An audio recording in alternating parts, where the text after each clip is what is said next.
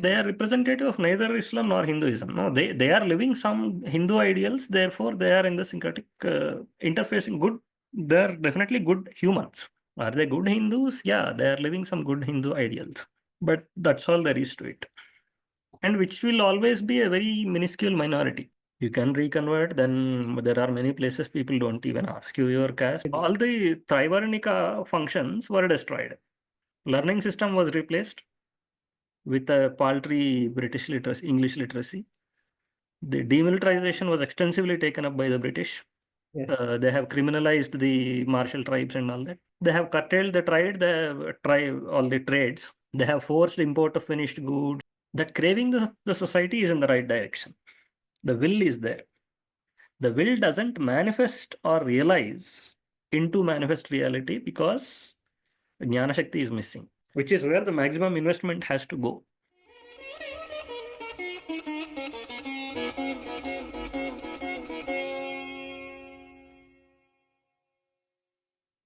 Namaste. Welcome to my podcast on Sangam Talks. I am talking to my dear friend and my mentor, Shankara Khandavalli. And today we are discussing Ghar Wapsi. In my worldview, Ghar Wapsi is of very large number of Muslims, is the only answer that we may have as a nation, as a civilization, to avoid an absolute collapse of Dharma, of Hindu Dharma. There are many people who say, "Oh, we are eternal, we are Sanatan, and we can never die, we can never collapse." So I am a little bit of a cynic on that front, and maybe I'm wrong. And so my conversations with Shankar have been on the lines of that Gharwapsi is inevitable. There are some scriptural challenges as well, for example, Varna Sankara in the Bhagavad Gita, and similar issues. And also then the operations of how does it function and so on and so forth, who with kaun si jati mein jaunga, kaun sa gotra milega, all of these things. So hopefully we are trying to have a conversation today, both of us. It's a Zoom recording. So Shankar, welcome. Namaste. Okay, so shall we first start from the first question itself? Is Gharwapsi of Muslims and also, of course, Christians the only answer?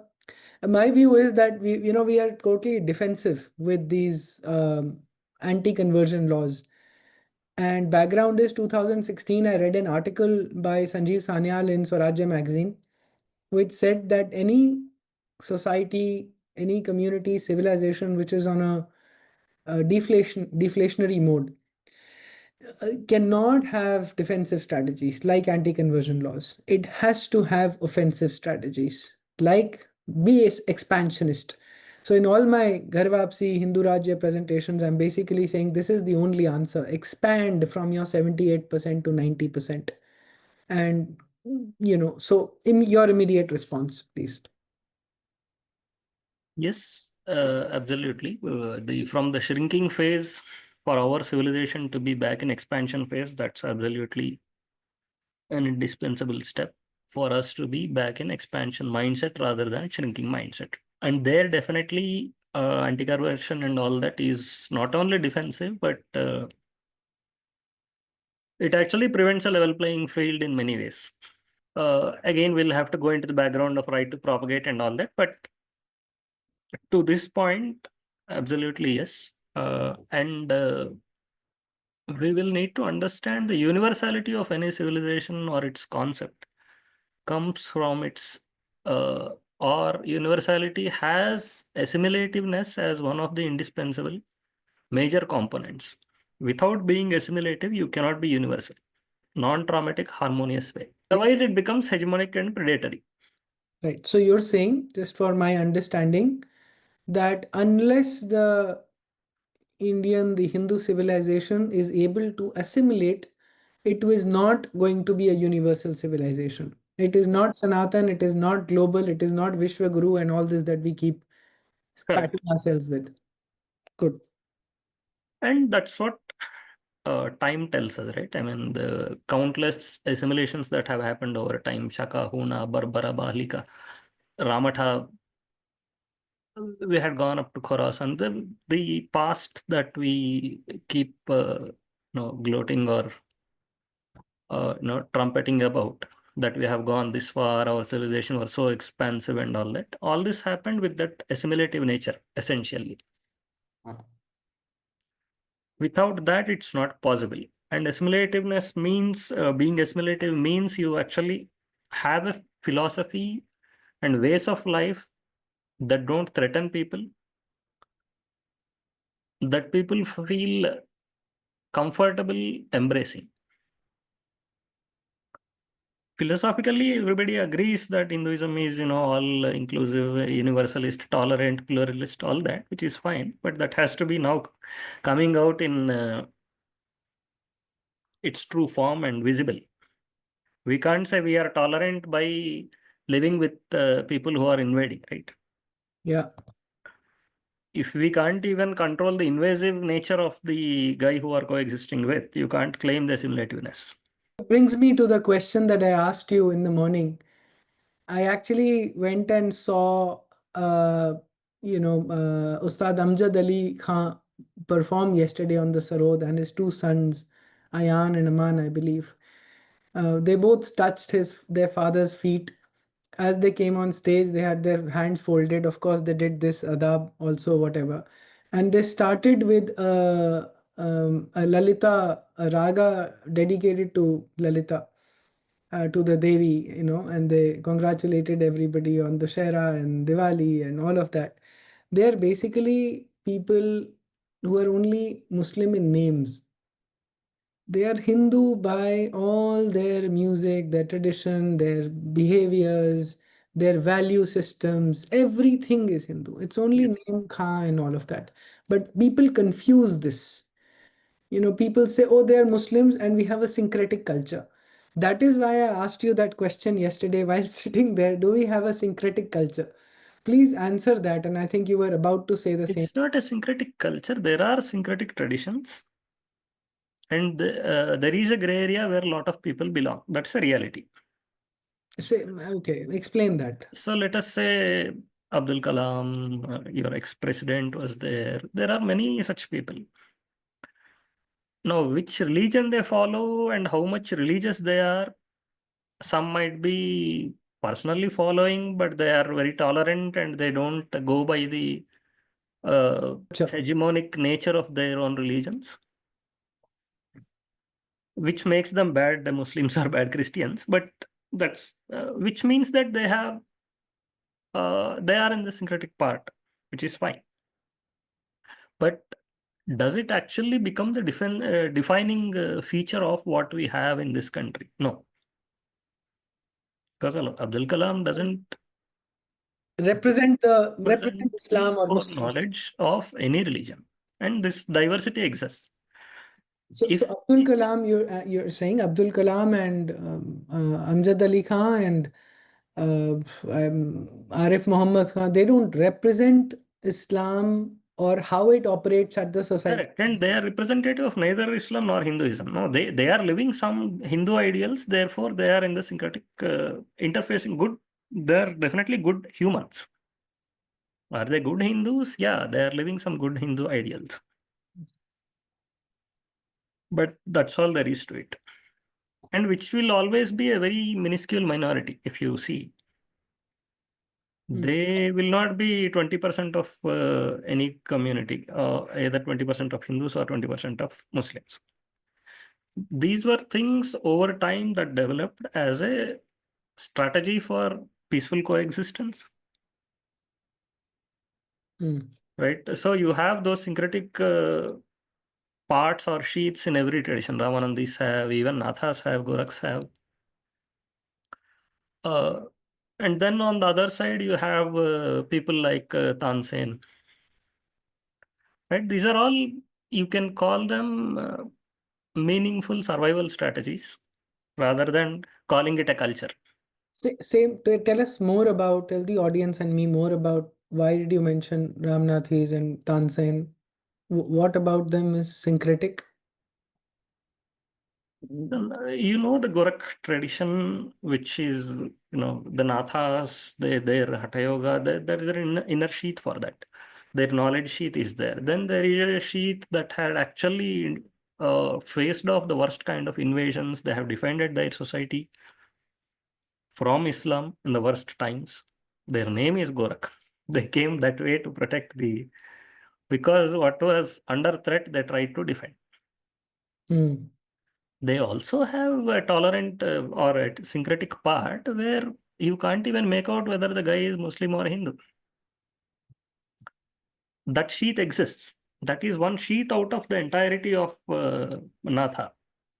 You Hmm. can't show that and say it's a syncretic culture. No. Hmm. Hmm. And you wrote some very beautiful words, if I may repeat your message on WhatsApp with me. You said the so-called syncretism is an inconvenient truce between predator and prey, and there is no civilization level syncretism Yes. anywhere. There is coexistence, never peaceful or harmonious in a sustained way. The only continued coexistence that is visible over centuries is the one that continuously corrodes Hindus and bolsters Muslims. Yeah, which is the visible reality, right? For the past 1,000 years. Among that, there is this small section which could arrive at some reasonable peace for certain times. But that's not the reality of the society. How many Tansens, how many Abdul Kalams do you have in the entire Hindu or Muslim community? So that is not an example. That's okay. That's good, necessary. That's definitely much better than whatever predation or violence we see. But is it a sustainable solution? We don't see it over time. Not in the since 632 that India has been facing invasion. Exactly. It's only been corroding the Indian and Hindu civilization, sometimes by large chunks, otherwise in small Small, yeah, scales. but it's continued. So what Gorakhs have achieved is not that that syncretism is not the main success, right? The protection of Hindu society, right from Uttar Pradesh, Bihar to Rajasthan to Nepal, from mass scale, either annihilation or conversion, is the major success you can attribute to the Gorakhs and many others, not singling them out, but and that they achieved through all these sheets of activity. The sannyasis who have engaged in both propagation as well as battles, everything. It's all that put together that accounts for our defense. Hmm. And they obviously did not go around invading anywhere. Obviously, they were having in the mind the best interests of everybody, Muslim also and Hindu also, which is why they did not preach for annihilation when they were in the top of the power. Hmm. So our ideals are clear. But at the same time, what is it that mankind really is up to and where it needs to go? Enlightenment ideal that the Europeans have brought in did give some level of solution that they thought at that point was going to be the future of humanity. Equality, freedom of speech, all these things, which in itself did serve a great purpose for the West. Today, are those ideals able to protect the West from any of these tendencies, jihadi tendencies? The answer is a clear no. Hmm. That's clear, right? I mean, people know, but politicians and governments, other than say in the West, other than So political correctness is not the context of this conversation. sure. Okay. People know. Hmm. Even the leaders know that their ideals are turned on their head. Their Are open used. society ideal is used to subvert the openness of the society itself by Beautiful. a closed ideology. That's correct. This is the reality. So the solution has to come from somewhere else. Where does it come from? We will have to look into people and societies who have actually understood this problem and showed solutions, which brings us back to Hindu society. Right. So, what the Gorakh, again, I'm taking because see, where does the problem originate? Is it an ideology? Is it a worldview? Where does the problem originate? In human consciousness? They have understood that. And they have given a remedy to that problem in human consciousness. And that solution they have manifested in the institutions they created. Right. So, for instance, where does the problem originate? Fear. Right. It was through fear that the spread happens. Through intimidation. And through intimidation, the retain also. Today, ex-Muslim movement has not taken off because they don't exercise their freedom of speech openly because there is intimidation. Yeah. So fear is what prevents leaving the cult. Fear is what forces people to enter the cult also. Yeah. Where does fear originate in human consciousness? Your association with your body, your immediate surroundings, and your false sense of security. Mm. The remedy to all this is you elevating above your identification with all this, which is how Hatha Yoga actually works. Giving hardships to the body, making you dissociate from your body and your immediate surroundings. So the solution to fear has been stated within the human consciousness, according to which a path of yoga has been devised, if not devised, propagated, according to which your institutions are created. Here, the Kshatra has got maximum support from Gorakh Panthis. Today's Gorakh Mat also, you can see that. Has got maximum support from? From the Natha Yogis, no? Who has got it? Kshatra. Okay. Kshatriya spirit in the society, they have Mm. created this way. Some other tradition has taken a different path, supporting akhadas and all that.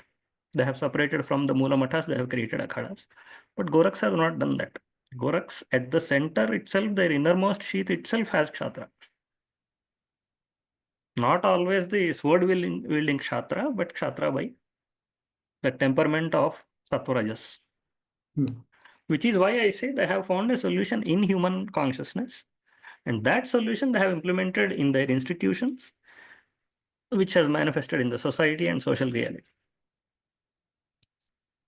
So there is diversity in doing this. Different people, different traditions have done different approaches, which is fine. This Yeah. I'm taking as an example to show how it's not exactly stating a problem like in a political way and solving it. Mm. End of the day, the problem has to be seen at the deepest level and solved at the deepest level. Mm. Otherwise, you can't deal with a problem that is 1,000-year-old and so pervasive in the world. This we need to keep in mind when we talk of any activism, because every activism is very, very localized in both space and time. Mm. The sustainability of anything comes from how deep its roots are and how much it can really spread in terms of the ways it have mechanisms it have to inspire human consciousness, or layers, those layers that appeal to different people. So this is the workability part. So we had implemented solutions in the past. Today's solutions may be the same, may be different, but we have the experience of dealing with this at a consciousness level. So how do we now, in today's times, maybe Gorakh Mutt retains that ideal or no, or it has, been compromised with time, whatever it is. I don't know, don't want to judge. But what do we do if we have to create institutions now?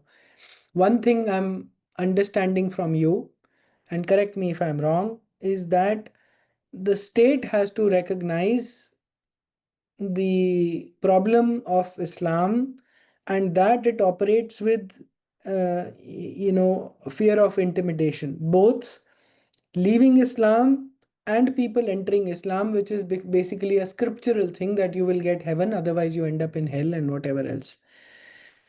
So the state has to firstly, it has to recognize that it is a problem. Let's take the state part. State has to understand, because we have, as we just talked, the Enlightenment ideal of the West has not been successful. So it's not enough for a secular state to say that I will at any rate protect freedom of speech, because the state has been incompetent in protecting freedom of speech. Yeah. Not just Indian state, even the American state. So it is utopian and wishful to say that if the state is simply following Enlightenment ideal, it will be able to succeed in this. It will not. So the state has to understand that the freedom of speech will be curtailed by certain thought processes. And to ensure protection of civil liberties, it needs to go beyond dealing with individuals, because these are not individuals. This is a case where individuals or small groups of individuals are intimidated by bigger groups. So either state braces up for a massive civil war in containing those groups, or state enables the society in creating enough vitality to roll these back. I don't understand the second part at all. But just to go back on freedom of speech, Modi ji, I feel, lost a civilizational moment, almost like the Shah Bano moment, when he could have come out and perhaps like Macron defended Nupur Sharma openly and publicly, having the right of speech to, I don't know, say things, call out the values of Quran and Islam. And Correct. If Nupur Sharma's right to life can be protected only by sacrificing her public freedom of speech, then the basic ideal of the democracy, constitution, any civilized society has been compromised already from the step one. yes, It doesn't matter whether Modi ji or anybody else agrees with her or not. Doesn't matter. Whether they have protected her right to free speech is the most important thing, and that failure has caused a lot of setbacks for this country. Not just this country, mankind in general, because the entire ex-Muslim movement had to roll back because of that. People stopped coming out. Until then, people were actually coming out, even into the news channels. even if she was defended, imagine how the movement would have gotten such a massive boost. Exactly. So it was hijacked into other things, right? PFI, this, that, a lot of political matters came in, but which is why I often say these people are good at protecting people, but when it comes to principles, they are compromised. If principle is protected, you will get a much bigger social support. You can't vitalize society by compromising on these principles, which is what the second part, when you say you are not clear. If the state demonstrates commitment on principle, society will rise and society will stand up for that principle. This society has always been willing to make sacrifices for that. But that will happen only when leadership demonstrates the conviction and commitment towards principles rather than political convenience. It's not just a matter of, this principle or that principle. It applies to most of the principles we are seeing today. Whether Yes, it is justice, whether it is equality, whether it is freedom, whether it is right to free speech, most of the things are happening at an operational convenience level rather than at principle level. At a principle level, if things get de jure articulated and protected at that level, then your society will have courage to stand up. And then once society gets mobilized, the scale will pick up. Most of what we cannot do with a finite state or these finite number of organizations, all that will start happening if the society rises. See, a lot of traditional movements had gone into defensive because of the same thing. A few people like Arya Samajis had to come out, do the Shuddhi because their lives were threatened. Today, what freedom are we giving to do that? Except a few who are really, really daring. Not the traditions are not really enabled to do that work. Yeah, Because nobody is doing that. They will want it. They will not even talk about it publicly. In fact, even the RSS and VHP say, oh, we do Ghar Wapsi, but we don't publicly talk about it. And it's bizarre. I just don't understand why.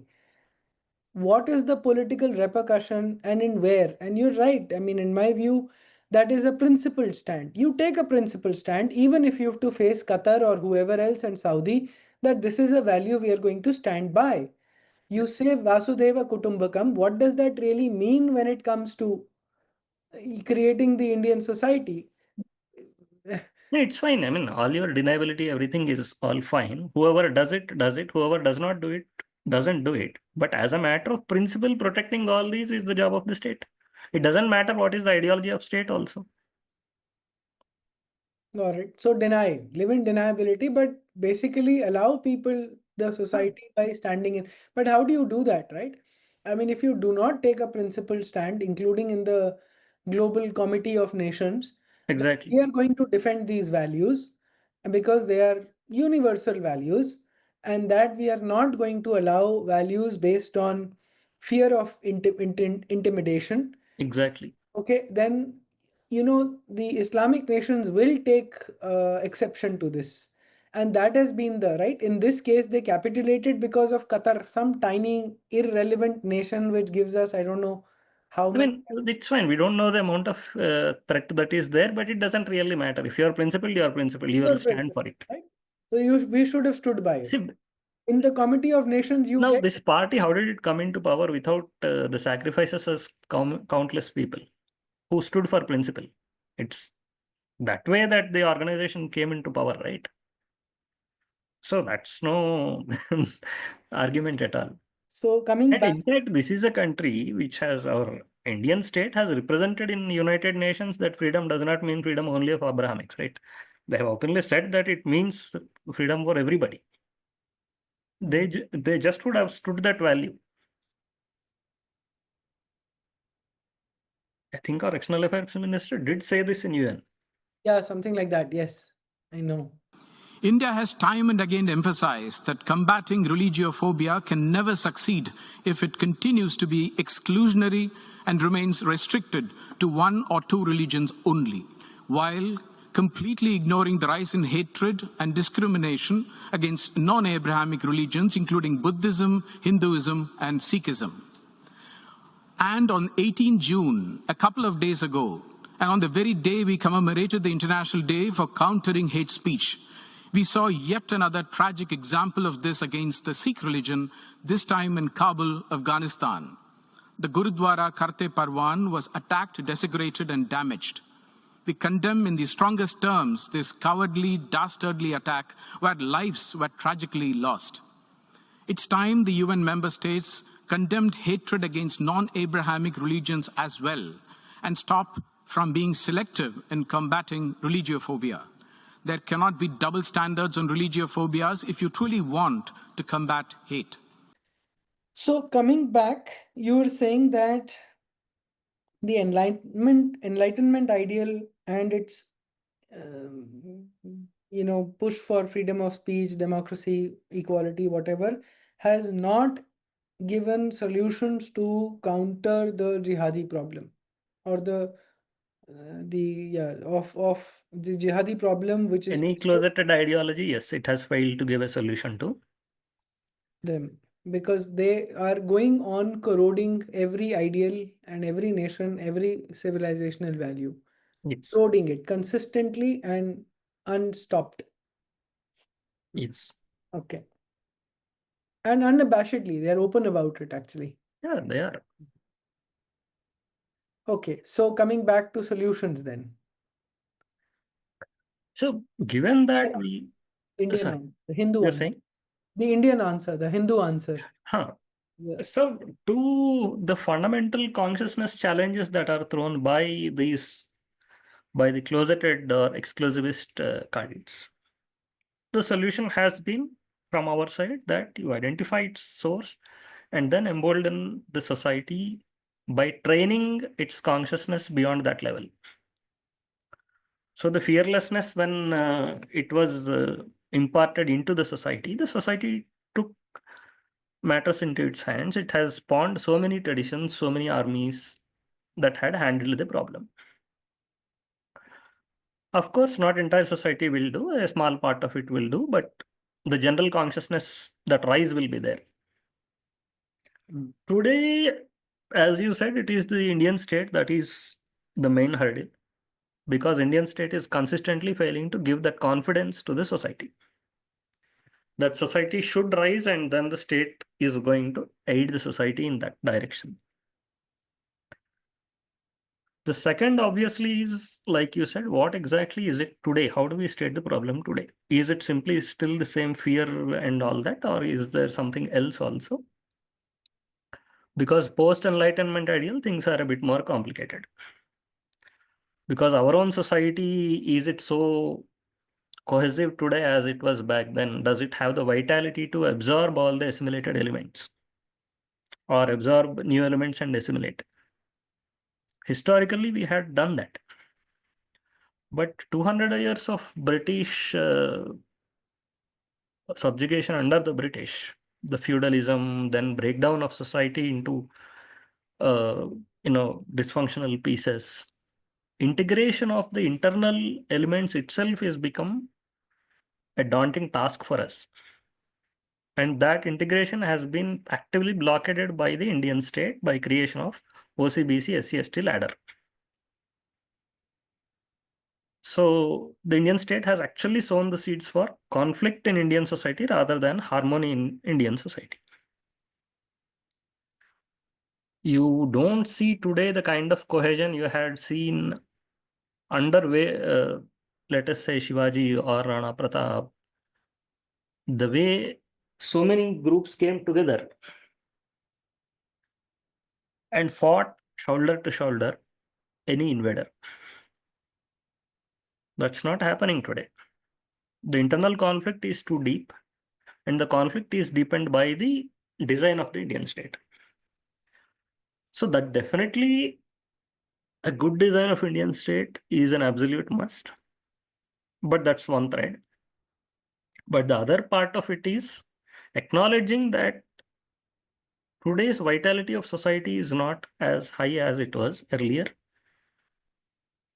And then you have the woke invasion, you have the last decade of legislations and court judgments. If you see, they are in the direction of breaking down the family structure itself. So with this kind of social health, how are you going to assimilate elements after converting them? That's practically impossible. The general awareness level of a Hindu today about Ramayana, Bharata, Bhagavata, also about Rama and Krishna, is much, much less than what it was 50, 60 years ago. So these are all the practical problems when we talk of Gharwapsi. Forget Gharwapsi. You need to have Hinduizing of Hindus as a first task. So And just, this is... I will stop you here. Huh. So Hinduizing the Hindu is the first thing that we need to strengthen Hinduism, or should we actually work at Ghar Wapsi? I'm asking, a basic question. There is no need for exclusivity in this. And one is not precluding the other. I'm just saying that the practicability of Gharwapsi will also greatly depend on this. On strengthening the Hindu. So both have to go hand in hand. It's not one over the other.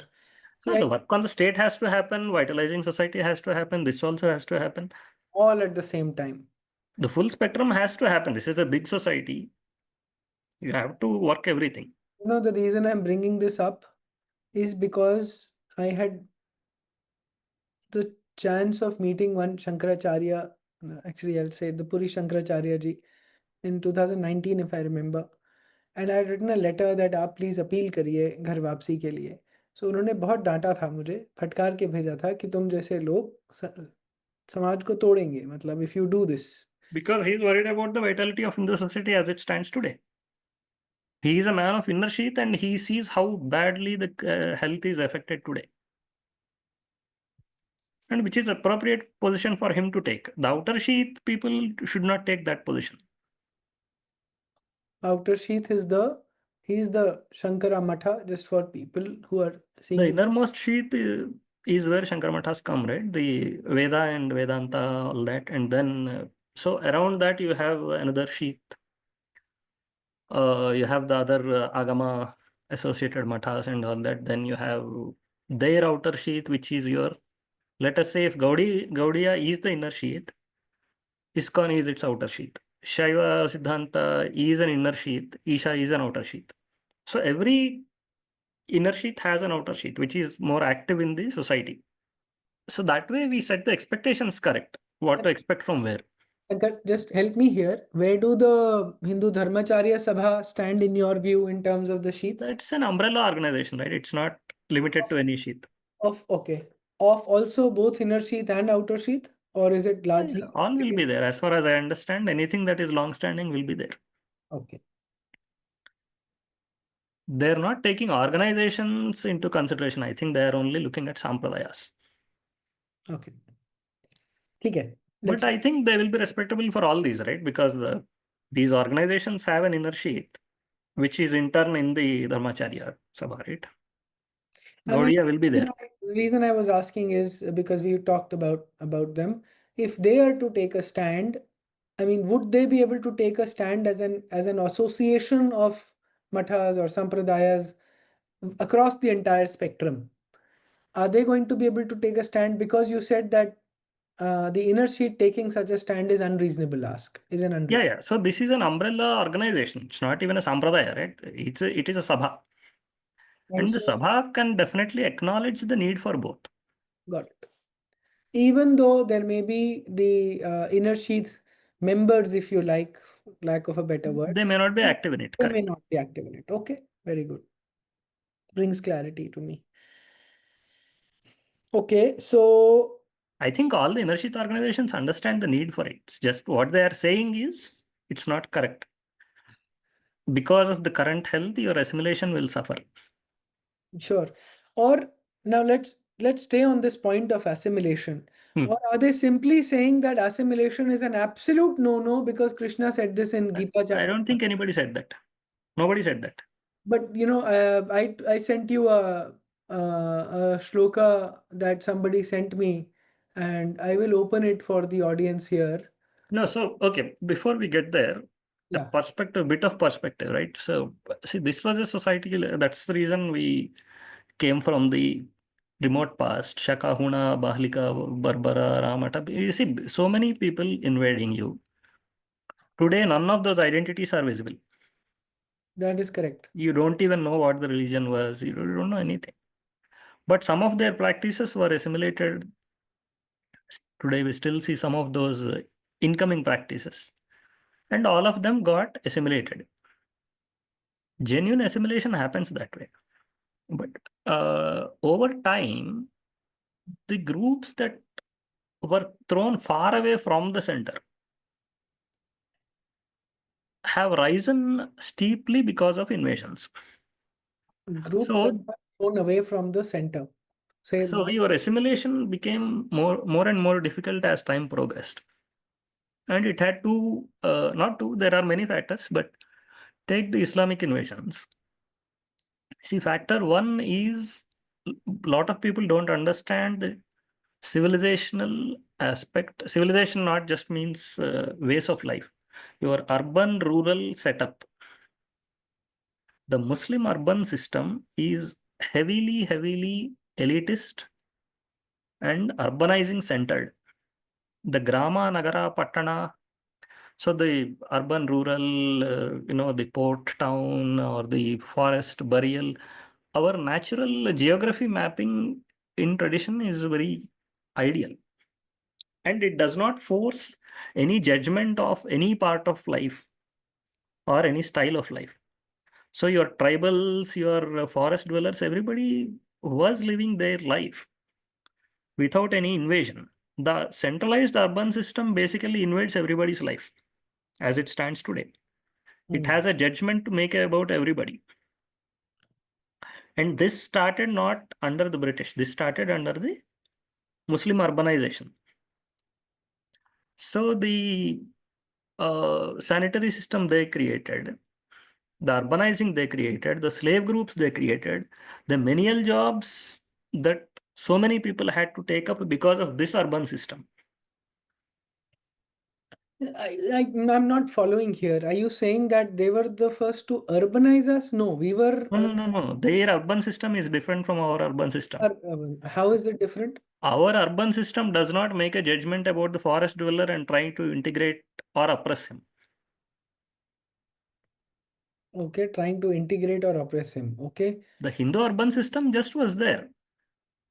You had sannyasi in the forest also, in the society also, in the city also, and the village also. Sannyasis roamed all around the geography. Okay. You had also the people living in the forest. You had also the people going from cities and living in the forest, the Vanaprasthis. You had people, nomadic All kinds. people, all kinds who were moving from here to here. Okay. So how has the Islamic That is entirely disrupted with the Islamic urbanizing, right? So a lot of people seeking livelihood came in, took up menial jobs. There were people forced into, sterilized eunuch to protect Jananas. And then you had people who were warrior tribes who had to flee the urban places and live in forests. They were reduced to scheduled tribes, some of them. Right? So this is a very complex process, but this has created a huge number of SC/STs. This K.S. Lal has written a big book about this. Okay. Growth of scheduled tribes and castes in medieval India. So this is the invasion by Islamic society is one well-known aspect of this. The less known aspect is the urban-rural dynamics that have shaped this. So as things progressed under the British urban system was even more industrialized society and all that, right? Their lifestyle was even more different. And that has created further stress in the Indian society, broke it further down. Compounded with all the subjugation, impoverishment, everything, the loot and all that, right? So given all that, the vitality of society was lost to such a point. All the Trivarnika functions were destroyed, right? Your learning system was removed. Demilitarization happened. Trade was curtailed. So obviously the whole society was down. Say that once again. Say that once again so that it's asserted. All the Trivarnika functions were destroyed. Learning system was replaced with a paltry British literacy, English literacy. The demilitarization was extensively taken up by the British. Yes. They have criminalized the martial tribes and all that. They have curtailed the all the trades. They have forced import of finished goods. They have forced export of raw goods and all that. So the entire Trivarnika function was destroyed. So entire country was brought down to the servile living. From there, we are rising. So if this we don't keep in mind, we will attribute all this oppression to the society itself. And that's exactly what people are doing today. They're making society the oppressor, whereas society is the victim. Everybody has been suppressed. Now some are rising better than others because of their natural capabilities. Yes. Unless they are best supported, your collective rise will not happen. Wow. So beautifully said. Right? So the And Indian we are state doing is the more opposite. acting in a treasonous way rather than a patriotic way. So nicely said. So this is impacting the collective social health, because of which the inner sheath is unable to synthesize knowledge. The inner sheath is unable to assimilate and integrate and rise the general levels of practicing Hindu-ness of the Hindus. This is the primary reason why many people are apprehensive of what would happen if you enable Gharwapsi, and which is a very, very genuine fear. Fair. Which need to be addressed by supporting the inner sheath, to be able to actually re-Hinduize the society. Re-Hinduize obviously does not mean whatever we have seen in the last 200 years. It means the exact opposite. You'll need to undo all the breakdown that happened. Okay. So that vitalization, if it is there, the scale will come. You will be able to do much, much more Gharwapsi. I It agree. will happen organically. People will naturally assimilate. Got it. If the So, common Hindu goes out with confidence, yes, a lot of people will listen to him. The absolutely. West listens to you today because the Hindu society in the West attracts people, not by evangelizing, but by the sheer power of the values that they live by. So Gharwapasi should not be a Also of the government. I mean, they've taken it to a next level of confidence, self-confidence, and representing yeah, the people and the nation, right? Jai Shankar and Modi ji, all of that, right? So yeah. just absolutely, that's exactly what is happening. So tell me, how did assimilation happen in the past? I do want to go there now, Shankar. And I want to Yeah. share my screen and want you to answer this question here. This shloka from the Bhagavad Gita, chapter 1, shloka 3, which where basically Arjun is lamenting and he's saying that there will be Varna Sankara. Which exists today. So Again, people are unable to live their Varna Dharma. That's as simple as that. And that is because of the Indian state. correct. And so, So that problem exists and that has to be solved regardless. Question is whether Gharwapasi will make increase it that more problem or decrease it. correct. Will it deepen the problem or decrease it? Fair enough. Okay. So first of all, Gharwapasi doesn't do much to this. It doesn't affect in a very positive or negative way because the way conversions and reconversions happen, you are actually a very diverse society. We have the tendency to create groups. Today, the number of jatis we have is not the same as the jatis we had under British time. Within 150 years, the count is not the same. Okay. And over 5,000 years, the count obviously was not the same. Hundreds of groups became thousands of groups. So as complexity increases, groups intermix happens. New jatis come and old jatis disappear. That is the dynamism in the society that exists all the time. Okay. But in a rising phase, prospering phase, everybody comes up. In a subjugation phase, everybody goes down. So what happens is there is a tendency to be protective about your group identity in a shrinking phase. That insecurity will go away once you are in an expanding phase. So that's the confidence that the state needs to give. If that is there is never a problem of intermixture being curtailed or society being rigid or anything, because facts don't show that. Sorry, No, should the state give that confidence or the society itself? The outer sheath has to give this confidence or both. I mean, I don't know. State will not do this. That's why I'm raising this. I know, but I don't think there is an alternative to this. I mean, we'll address that. It's a different problem space we can discuss on a separate day, but I don't think that's society cannot rise in spite of the state. It has been rising in spite of the state, but there are countless limitations on that. I agree, but then Gharwapsi is not feasible because the state will not do this in, I don't know, No, donkey. no, not about Gharwapasi. This social health rising cannot happen without. Okay, So overall that's a social different. health We'll come rising. to this. I'm just setting the expectation right so that what we talk further will make sense. Sure. Okay. So given that, actually, how many Sharmas in UP or Punjab do you think are genuinely Brahmin? Oh wow, I don't know. I thought they were all Brahmin by birth at least, but maybe not Nahi. by. So several decades ago, when exodus happened out of villages into cities, when we were new in independence, There was a common debate about whether this guy, in cities in Andhra, he's not a real guy. He's migrated from some small village. He changed his surname. He's not a genuine Reddy. He's not a genuine Sharma. This, that. So this dynamism always exists. In fact, British had passed a law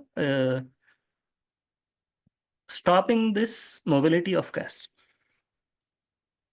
in late 19th century Okay. because they could not handle the dynamism. And their narrative about the Indian society was going haywire. So dynamism in Hindu society is there. It is the Indian state's view of Indian society that's problematic. People change their groups, they change their regions because Desha, Kula, Sampradaya are interrelated. Once you change the Desha, your Kula also will change, may change. You can change. Nobody is stopping you, nobody is asking you. सात पुष्टों का लाओ किसने पूछा है? So people change their groups also. New groups come up, old groups disappear. This happens all the time. So this is the reality. If we understand, we will also understand how the conversions actually happened. Whenever a guy converted, he created a new group of himself. And those groups exist as groups today. You don't have Christians individuals. You don't have Muslim individuals. You have those groups also. You have their professions also, their regions also, their kulas they have. So the Muslim Julahas actually call themselves Muslim Julahas. They are Lohars who converted. So they still maintain their identity as a Lohar. So therefore, the reconversion or Ghar Wapsi should target not just individuals, but we need to understand that this dynamic and accommodate for groups to be groups. So if a group A has lost some 50 people, they have become A dash when they converted. They can come back as A dash only. This question of what is your jati is a meaningless question. I don't think that is a practically relevant question at all. Therefore, since they remain A dash until their own transformation happens into whatever thing, this Varna Sankara, all this also is not a relevant question. That group identities remain. So let's just make it more. Their Varna Dharma is a different question. Yeah. Anyway, you were saying something. No. So yeah. See, let us say, and I was pointing to the same thing that a new jati can be created. The society has always created, and old Not new jati, whatever jati is there will be there. theirs. But see, a large number of Muslims do not remember from where they are. They don't have Vanshavali. A lot of them remember Rajputs. I was just seeing a video. There's one man saying, 800 साल से मैं मुसलमान हूँ, राजपूत हूँ मैं, राजपूत. अभी उसका video भी डालेंगे यहाँ पर. All the Pakistanis. I remember in 2001, I was in Switzerland at an ICT4D conference. I had a small booth. A Pakistani minister, or was he a minister or some IS level working in their PMO, if you like, or something, actually came to my booth and said, "Oh, you're from India." I said, "Delhi." "Oh, I'm a Rajput." And I was baffled. I did not know this that time. I was like, okay, wonderful Muslim Rajput. I did not counter him, ask him a further question. But he seemed to be more proud of his Rajput identity than his Muslim identity. Now, suppose a large chunk of them want to return and say, okay, our village, 250 people, we've decided we are all going to come back. So, and what if the Rajput Samaj, the Hindu Rajputs, are not willing to accept them? There is nothing to accept or not accept. These people will be those group only. So they are Rajputs. We say what? Matlab, you can give whatever nomenclature. It doesn't. What I'm saying is A and A dash are two different groups as it is today. Even if A dash becomes Hindu, it is still A dash Hindu only. Okay, so they start calling them Rajput Hindus? Yes, right? They will be Rajput Hindus, yes. They will be Rajput Hindus, right? They will not be the same Samaj as the other group. You always have too many subsets. No, that's not a problem at all. I don't see how it is a problem. So they could be Udaipuri Rajput Hindus. Call it whatever you want, yes. And because their identity is known that they were Muslims for 500 years, 800, 500, 100, whatever number of years, the Hindu Samaj may or may not accept them. That is their problem. And that is not a problem we want to solve. That's not a problem that needs to be solved because assimilations happen anyway. Now, the issue is that returning Muslims, even if they come as individuals, they say, दो problem hai, roti beti. Correct. रोटी साथ खा Individual, yes, पाएंगे, बेटी बेटी की शादी कहाँ करेंगे? correct. So that does exist, which is why I said so, the group level is one solution. Individual is a challenge because you need to first know whether that guy can come back for his level of practices, how much Hinduized he can be in a group that he is claiming. And he may not have enough bonhomie with the group where he culturally belongs. So these challenges exist and they exist regardless. Okay, where does Conrad Elst belong? Or where does David Frawley belong? That challenge exists. And if somebody coming back, can he overnight transform his Guna-Karma? He cannot. So there we'll need to definitely give identities, and that has multiple solutions, right? One is Sampradaya has a bigger accommodation there than Kula. So let us say, and then these organizations are there. Isha is there, ISKCON is there. Do they care about Jati? I don't think anybody asks you about any Jati. Not at all, right? And So that, there are many solutions to this. If you need to integrate one guy into one particular group and then you state it as a problem, yes, it is a problem. But are there ways by which you can ease his way in? Yes, you can.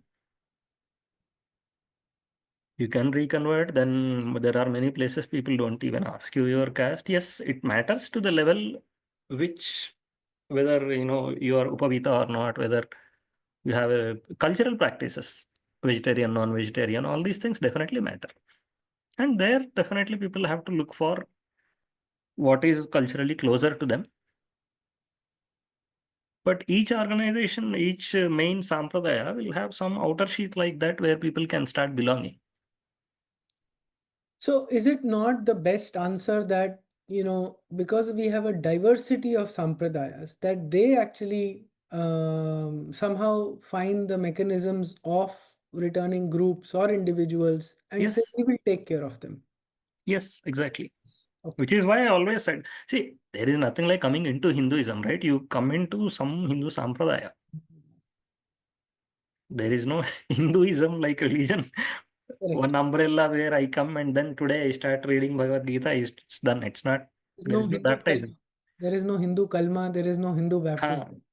Okay. So it's always one sampradaya, which is why the ritual question. There is always one ritual core which is actually doing that transformation for the, or you will call it initiation actually, not even conversion, diksha or whatever you take. From that from that point you are belonging to that sampradaya. And each sampradaya has all the sheets, no? You may belong to the outermost or the innermost sheath based on all those factors. The Gharwapsi other thing is the cultural level. No, when you start eating beef, this, that, then your integration becomes more and more difficult because of your cultural distance. It's not a groupism problem per se. People may want to assimilate you, but the cultural distance has been so much that your transformation is a long arc. It's not a short arc. And that cannot be attributed to groupism. That needs to be attributed to the, see how many institutions are there today who can actually give you that long arc starting from a beef eater to a completely reformed sadhaka.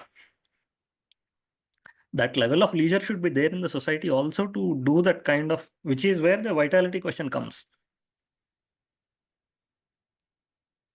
इतने गुरु परंपरा होनी चाहिए, there are gurus, but how many are available to do this kind of hand holding for how many people? How much can it scale? Correct. So initially, all these adjustments can be done, but eventually, for things to work out at scale, we will need all that mechanisms to rise, which is why vitalizing the inner core, innermost sheaths is necessary. Then traditions have to be emboldened, they have to come out, they should be able to openly start doing these things.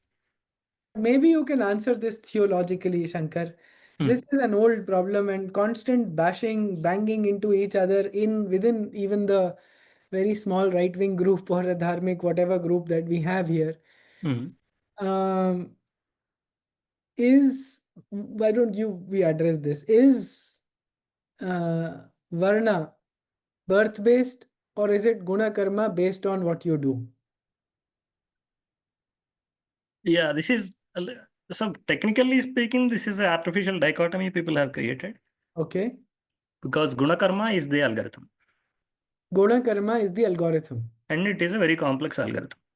Yes. It involves birth, upbringing, environment, the opportunity, the evolution in the being, all these factors and more are there. According to the Bhagavad Gita, it is Guna Karma. And people say it is Guna Karma. So if I act like a Brahmin, which means Ah, wahi, I'm a so Brahmin. yeah, But you're saying birth is a part of it. it cannot, so it's yes and no again. It's not purely this or that, but definitely it's not exclusive of birth. We Perfect. will get to why. Okay. Guna karma is a very, very big and complex matter, which are often oversimplified into vocations and all that. You are doing scholarship, you are a Brahmin, no, you are not. If you are pursuing knowledge for the sake of knowledge in that sphere, then you are a Brahmin.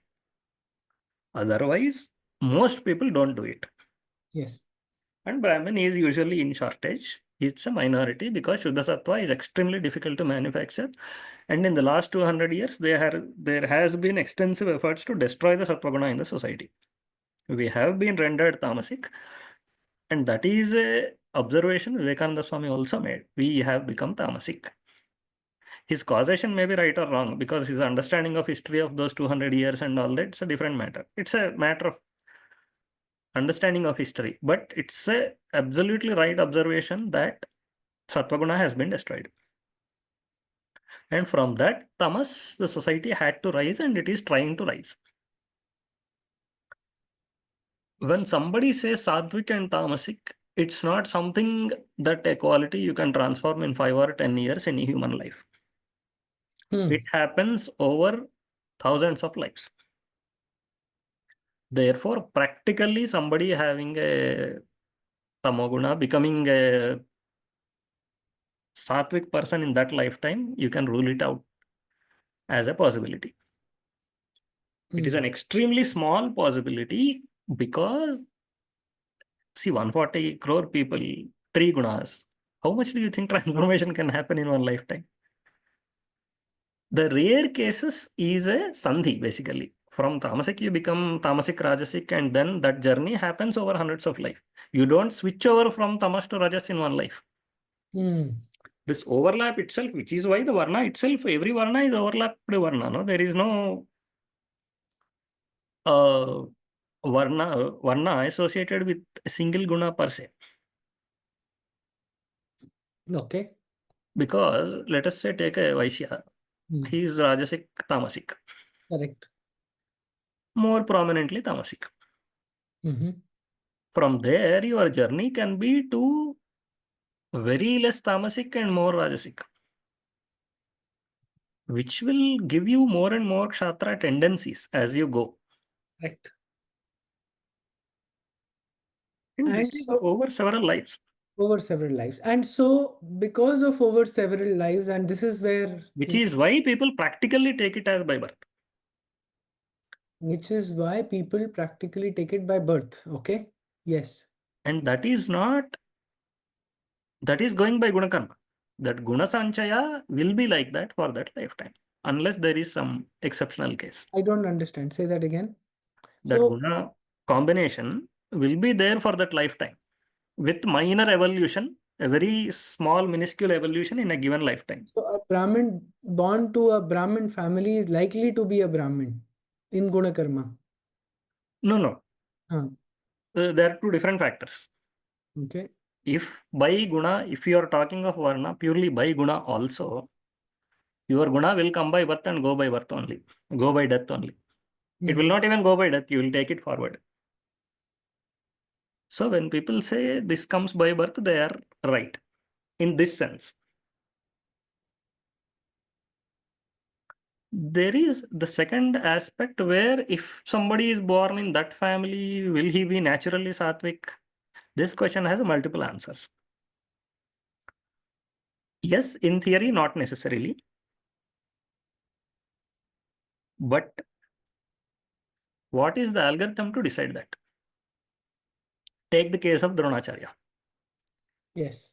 He had some Rajaguna. He was so elevated that in his lifetime he could negotiate it also, nullify it also. What does that mean? Help me. It means his Rajaguna, he had seen the fruits of it. Okay. Which means Whether he's tiff with Drupada, whether whatever. He was predominantly Satvika too. I mean, he was a teacher and he remained a teacher till his death. He did not change his vocation because he was something or anything. He just stuck to what he was, his original brief was. But because of having Rajaguna, he had his problems with Drupada. Then later, towards the end of it, okay, Trigunas, what are the consequences? According to Sankhya, Sattva, Rajas, and Tamas they result in experiences, right? The Sattva-guna results in Sukha, Rajoguna results in Dukkha, Tamoguna results in Moha. okay. This is important to understand. Then we will start making sense of Mahabharata because Dronacharya's end came with his Dukkha, Putrashoka. Not by losing his son. That fellow was too powerful. But the news of loss of son, uh, the dukkha it caused in him brought about his nivrutti of his rajoguna. Then he took the prayapavesha, went to the urdhvalokas. So Dronacharya's story is actually how the Triguna Samputi of that person, it even got nullified. Or he experienced the results of those.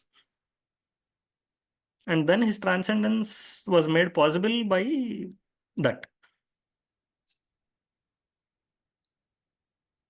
That's a case, extraordinary case, right? Because where the man had enough tapas and he stuck to the job that Satvaguna you should be doing with Satvaguna. But had he taken to kingship, the arc would be very different. He was determined to overcome that Rajoguna. So he stuck to the Varna Dharma. So according to will and whim, if people start choosing their vocations, they are nurturing those gunas that those vocations will bring in them. So when the entire Indian society was brought down, it was definitely the tamoguna that we were actually nurturing over time. And now we are trying to see what better can be done. Given this, the highest premium, if it is not placed on sattva-guna, it is impossible to protect it because that is the most vulnerable. Most of the times in any society, but today even more so. So therefore, the tendency is to ensure that the sattva-guna is typically not lost. And knowledge function is incentivized so much. That is why there is a different rule set for the Brahmin and the rule set for the non-Brahmin. As a general rule, it's not because the premium you need to protect it and nurture it. Otherwise, you will lose it. So coming back to by birth, this question, guna, it is because of this guna sanchaya being cross life thing, many life matter. It is said it is by. This is all the dynamics, technical dynamic in it. Ji.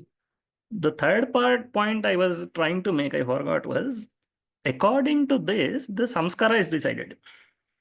Let us say your Upanayana, Chaula, Vivaha, all these things, they are done for the Upadhi, not for the Jiva. Meaning, Atma is not having any trigunas. It is the Sukshma Sharira, the subtle body that has the gunas, which carries forward. But the reflection of the subtle body is in the gross body. So if somebody is born in a Brahmin family or a Shudra family, his samskaras will be done according to that only, regardless of which jiva it is. So this is why people give a story.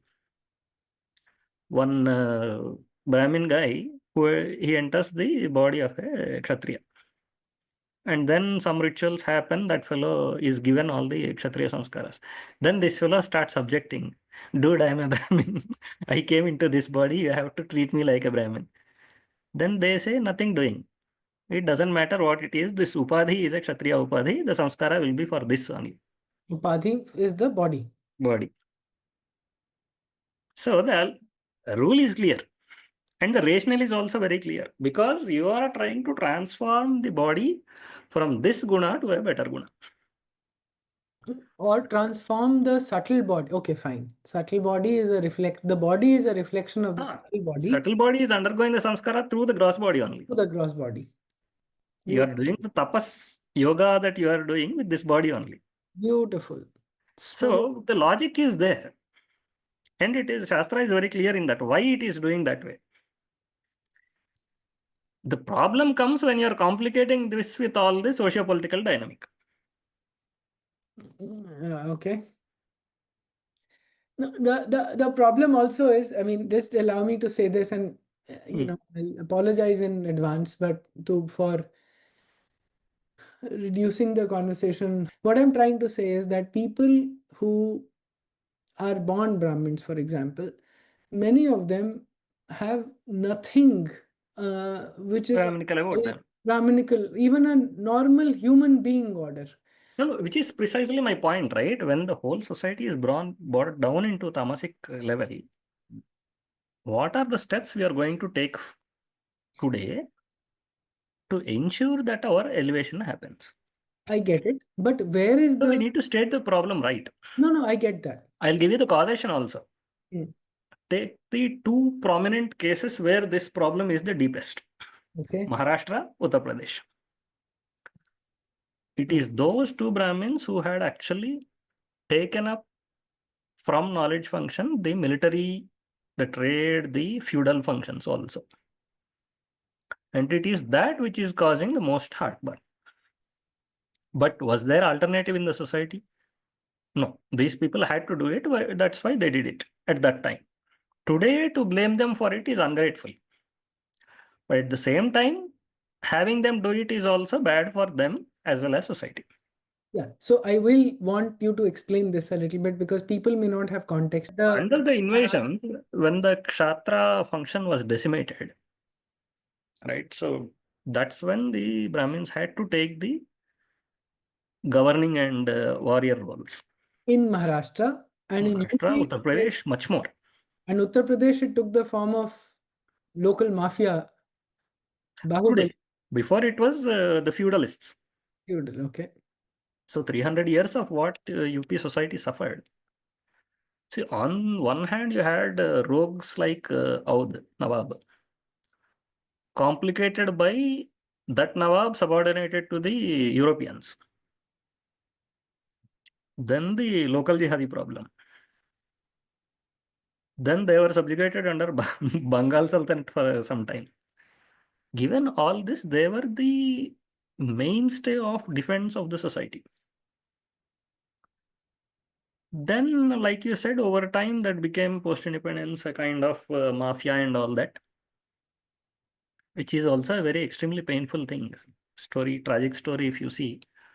But regardless, yes, they gave up the knowledge function for this kind of work. That is exactly what collapse of Varna Dharma means. That is the Varna Sankara that has happened at a mass scale. Maharashtra also it has happened. They had taken to Peshwais, they had taken to business roles, they had taken to feudal roles, all these.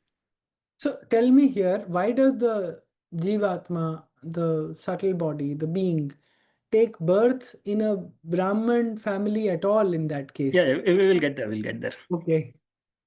Important question for me to get right. People with a very Rajasic, very Kshatriya behavior, but taking born in a... No, because there is no Kshatriya Upadhi. Kshatra has been decimated in society. But so let's look at a Brahmin born in a very extremely tamasic, daru drinking, meat eating, abusing, whatever it's okay. But being born in a Brahmin family, there is enough tamasic families out there to be born into. Why does the Jivatma get born in that? Because this is because of the complexity of relationships or No, whatever. no. That's an intermixture of social and the Jiva dynamic. But at this macro level, when the Kshatra was decimated, who can actually do this job? You can have the Shudra rise like it has happened in Magadha for a very long time. Correct. If there is enough leisure, the Shudra would be elevated to Kshatra.